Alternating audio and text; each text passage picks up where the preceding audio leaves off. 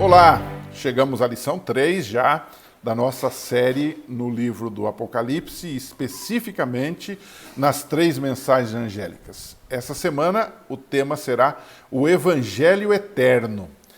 Nós agora começamos exatamente um breve estudo em cada uma das partes das 3 mensagens angélicas daqui até o final desse trimestre, né? Então, nessa semana, o título é O Evangelho Eterno. O texto de Apocalipse 14:6 diz que o primeiro anjo proclama um evangelho eterno. Há 3 anjos voando pelo meio do céu e o primeiro anjo diz que ele está proclamando um evangelho eterno e dizendo, vinda é hora do seu juízo. Então, nessa semana, vamos nos concentrar no evangelho eterno. A grande pergunta que se faz é, o que é o evangelho? Né? Nós todos sabemos que evangelho é boas novas, boas notícias sobre o que Deus fez por nós, dando seu Filho na cruz do Calvário para que morresse em nosso lugar, ressuscitasse por nós e prometesse voltar para nos buscar. À primeira vista, quando a gente olha o Apocalipse, parece que o Apocalipse é juízo escaldante, né?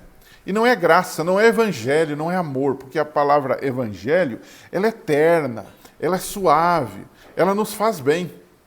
Então, à primeira vista, não combina evangelho com Apocalipse. No entanto, está em Apocalipse 14:6 a ideia do evangelho, que representa a graça, o amor. Né? A grande verdade é, amigos, que o livro todo do Apocalipse não é desgraça, mas é sobre Jesus. É as boas novas sobre Jesus, seu amor, sua graça, sua salvação.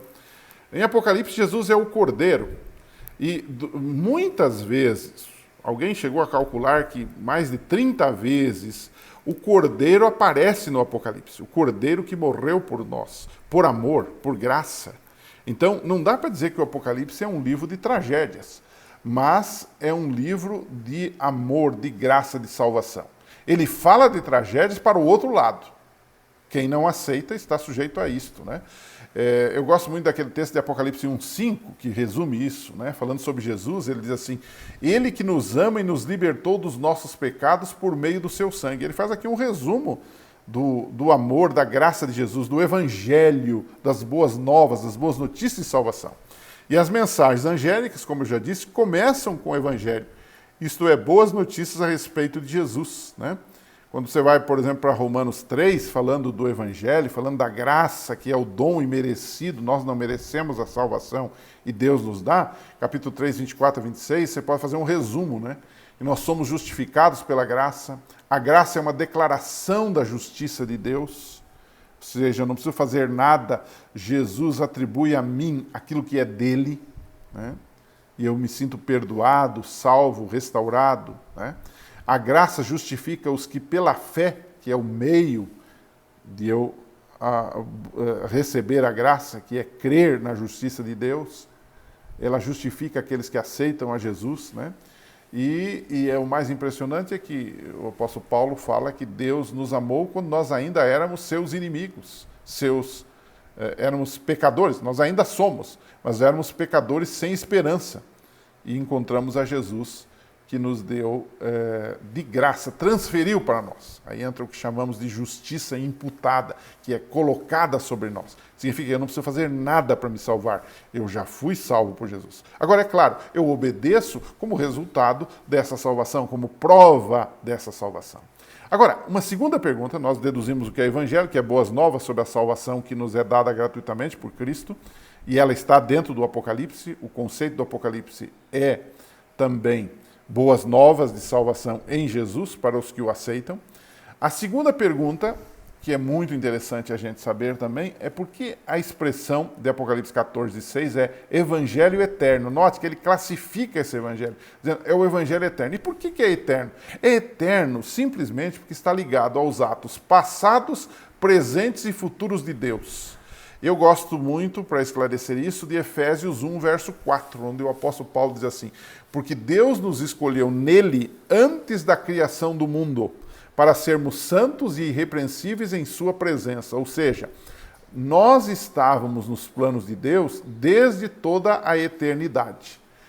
dentro do plano de Deus, o evangelho da salvação foi planejado até mesmo antes do pecado, segundo esse texto, né? No livro Desejado de Todas as Nações, que eu recomendo que você leia também, na página 11, há um resumo dessa questão, diz assim: o plano da nossa redenção, da nossa salvação, não foi um pensamento posterior. Nós já vimos isso através de Efésios com o apóstolo Paulo. Não foi um pensamento posterior, formulado depois da queda de Adão. Foi a revelação do ministério guardada em silêncio nos tempos eternos, Romanos 16, 25. Foi um desdobramento dos princípios que desde os séculos da eternidade tem sido o fundamento do trono de Deus. Ou seja, é eterno porque tem a ver com o que Deus fez por nós no passado, faz no presente e fará no futuro.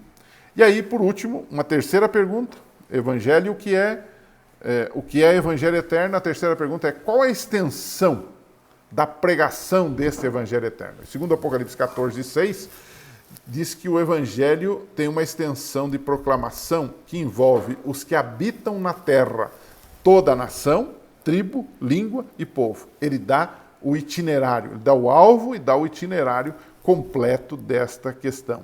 E isto tem motivado a missão da igreja em todo o mundo. Nós não podemos ser uma igrejinha que está num canto da cidade apenas.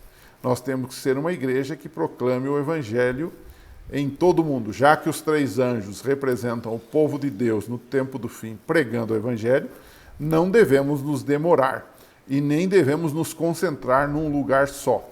Devemos pregar o Evangelho em todo o mundo. Nossos maiores esforços devem ser nessa direção. Isso fica claro quando lemos Atos 1:8, quando Jesus disse aos discípulos, né?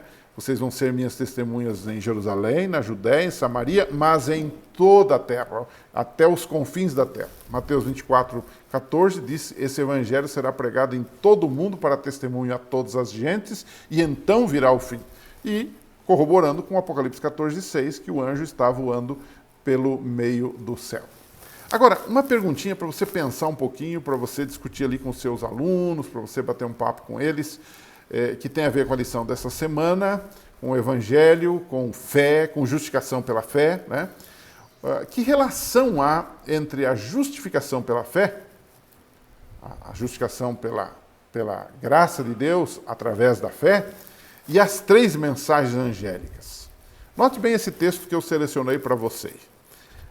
Está numa revista chamada Review and Herald, de 1890, a edição de 1º de abril.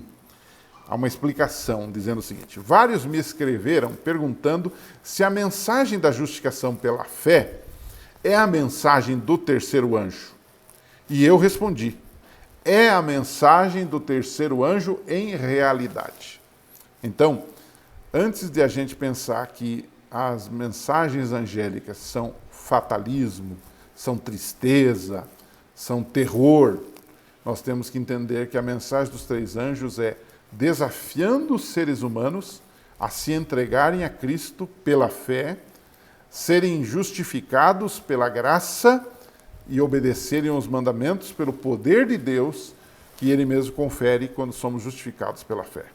Pense nisso. A gente se encontra na semana que vem, se Deus permitir. Um abraço, divulgue esse canal aos seus amigos e até lá.